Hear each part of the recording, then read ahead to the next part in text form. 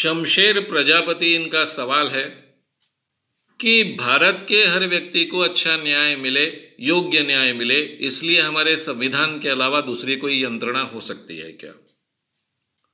मैं राज्य शास्त्र का, पॉलिटिकल साइंस का विद्यार्थी रहा हूं और अच्छा विद्यार्थी था, बहुत रुचि लेकर विषय को पढ़ता था और मेरा अध्ययन केवल मेरे कॉलेज के पढ़ाई तक सीमित नहीं रहा। पूरे दुनिया की जो सिस्टम्स होती है, राज्य व्यवस्था होती है, शासन व्यवस्था होती है, अर्थव्यवस्था होती है, अर्थशास्त्र भी मेरा विषय रहा है, इसका भी बहुत गहराई से अध्ययन किया था। इसलिए किया था कि हमको एक नया समाज बनाना था। तो नया आदर्श समाज क्या हो सकता है, इसके बारे में काफ़ी सोचा है, काफ़ी पढ़ा है, काफ़ी लोगों के साथ में, मित्रों के साथ में, बराबरी के मित्रों के साथ में, पढ़े लिखे बहुत अच्छे ढंग से इस विचारों को समझने वाले मित्रों के साथ में चर्चाएं की। मैं आपको इतना ही कहूँगा कि आज की हमारी जो सिस्टम है उससे कोई बेहतर सिस्टम इस दुनिया में नहीं हो सकती है। हमारी कॉन्स्टिट्यूशन,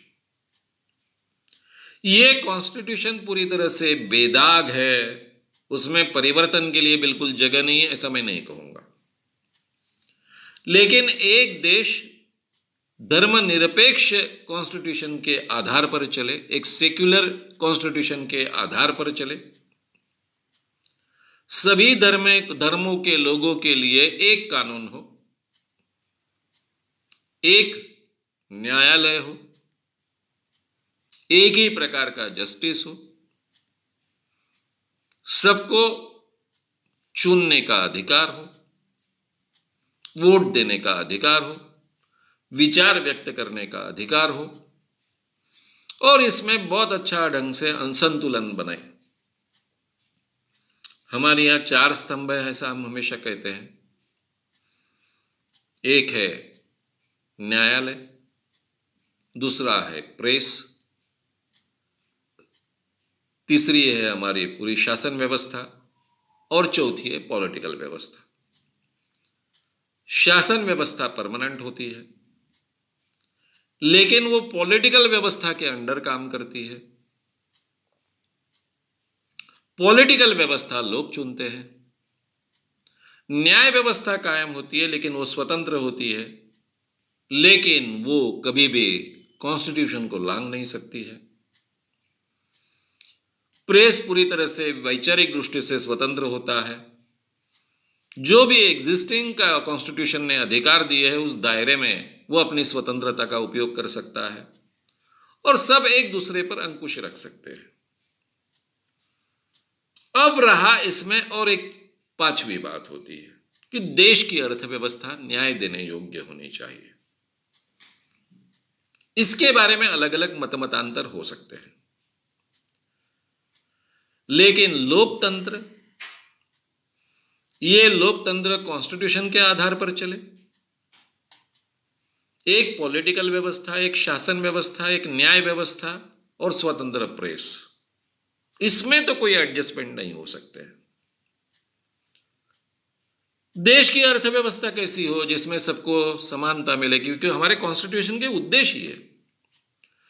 कॉन्स्टिट्यूशन पूरी की पूरी बाबा साहब आंबेडकर जी जिसके अध्यक्ष रहे कॉन्स्टिट्यूशन समिति के, वो कॉन्स्टिट्यूशन 4 मूल्यों के आधार पर खड़ी है। इक्वेलिटी, समानता, फ्रैटर्निटी, बंधुता, लिबर्टी, स्वतंत्रता और जस्टिस, न्याय, ये 4 मूल्यों के आधार पर खड़ी है। ये 4 मूल्यों में कोई एडजस्टमेंट नहीं हो सकता है। जब हम समानता की बात करते हैं तो समानता की बात में आर्थिक समानता भी आती है, पॉलिटिकल समानता भी आती है। पॉलिटिकल समानता तो हम दे पाए हैं, एग्जीक्यूट हो रही है, प्रैक्टिकली नहीं हो रही है, इसके बारे में चर्चा हो सकती है, लेकिन लीगली हमने तो पॉलिटिकल समानता दी ही है। आर्थिक समानता के बारे में उस दिशा में हमको प्रवास करना था और इसीलिए शायद पंडित जवाहरलाल नेहरू जी ने एक मिश्र अर्थव्यवस्था स्वीकारी। जिसको समाजवादी अर्थव्यवस्था कहते हैं। साम्यवादी नहीं, साम्यवादी यानी कम्युनिज्म, कम्युनिस्ट अर्थव्यवस्था वो नहीं स्वीकारी, समाजवादी अर्थव्यवस्था स्वीकारी। और इसीलिए इस देश की इस ढंग से नींव बढ़ी। लेकिन जो हम गरीबी दूर करना चाहते थे, हमारा पहले ही गरीब देश था, बहुत अंग्रेजों ने कुछ अच्छी चीजें हमको दी, लेकिन शोषण भी इस देश का बहुत किया। यहाँ की अर्थव्यवस्था पूरी तरह से तहस नहस कर दी थी। नई अर्थव्यवस्था इस देश में हमें शुरू करनी थी। बहुत बड़े चैलेंजेस थे सामने।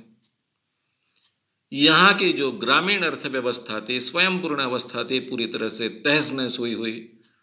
उसको अगर मजबूत करना है तो हमको अलग रास्ते से जाना पड़ता था। हमने नया प्रगति का रास्ता चुना, क्योंकि यूरोप की प्रगति से पंडित जवाहरलाल नेहरू बहुत प्रभावित हुए थे।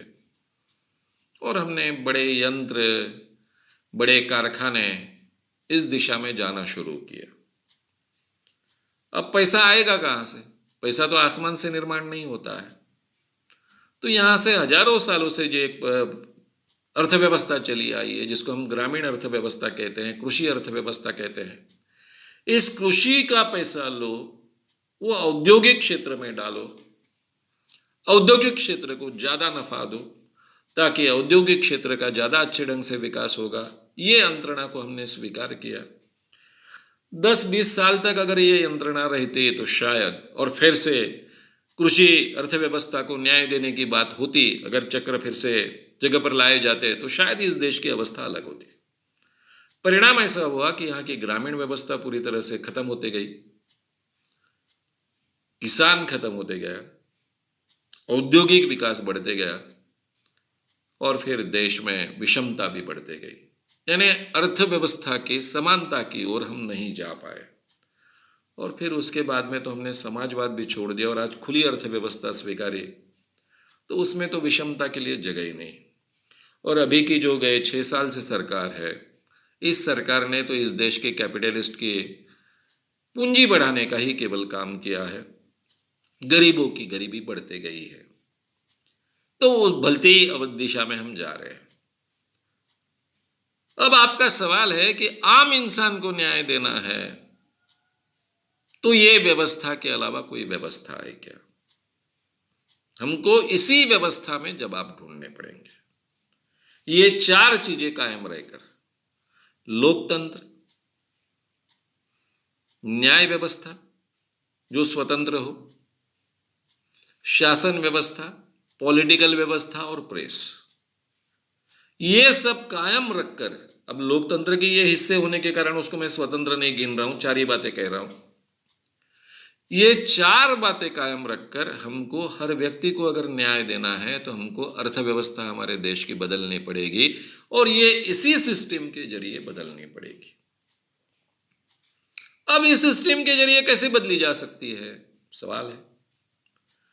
क्योंकि इस सिस्टम को प्रभावित करने की क्षमता तो कैपिटलिस्ट के पास होती है।